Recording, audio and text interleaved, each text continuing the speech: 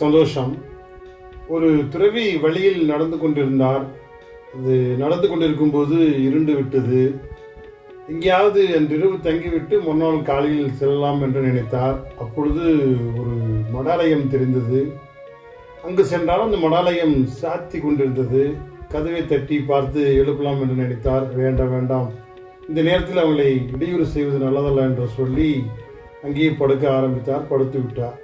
சற்று நேரம் ஆனவுடன் அவருக்கு கடும் குளிர் ஏற்பட்டது. அவரிடம் எந்த ஒரு உபகரணமும் இல்லை, போர்வையோ எதுவும் இல்லை. குளிரில் நடுங்கிக் கொண்டிருந்தார். ஏதாவது விறகு கிடைத்தால் அதில் இந்த குளிர் காயலாம் என்று நினைத்தார். பக்கத்தில் ஒரு தீபம் எரிந்து கொண்டிருந்தது. அதையும் பார்த்து விட்டார். பக்கத்தில் கட்டையான புத்த சிலைகள் நிறைவாக இருந்தன.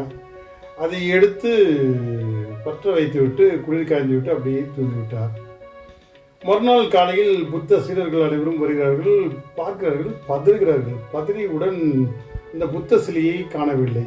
பாதி புத்த சிலைகள் எரிந்து கரிக்கட்டியாக கிடந்தன, பாதி புத்த சிலைகள் அப்படியே இருந்தன. உங்களுக்கு கடும் கோபம்.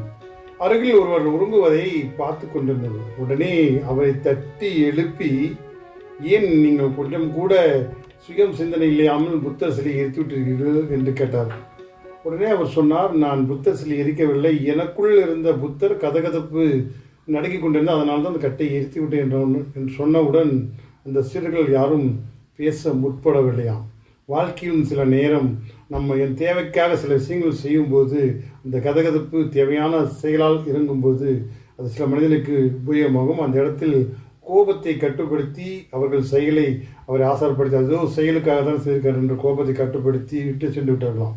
நீங்கள் கடும் கோபமாக இருந்தால் அந்த இடத்தில் வேறு விதமான ஒரு ப்ராப்ளங்கள், பிரச்சனைகள் உருவெடுக்கும். அதனால் தான் அவர்கள் அவரை அனுசரித்து அவர்கள் தன் கதகதப்பாக குளிருக்காக உபயோகப்படுத்திருக்காக எந்த தவறும் இல்லை என்று சொல்லி சென்று விட்டாராம். ஆனந்தம். சில நேரங்களில் சில இடங்களில் அந்த செயல் பொறுத்து நம் விளைவை பொறுத்து செயல் செய்தால் அந்த செயல் நம்மளை சிறப்பாக கொண்டும் செல்வது என்பதற்காக பதிவிட்டிருக்கின்றேன். சந்தோஷம். வாழ்க வளமுடன்.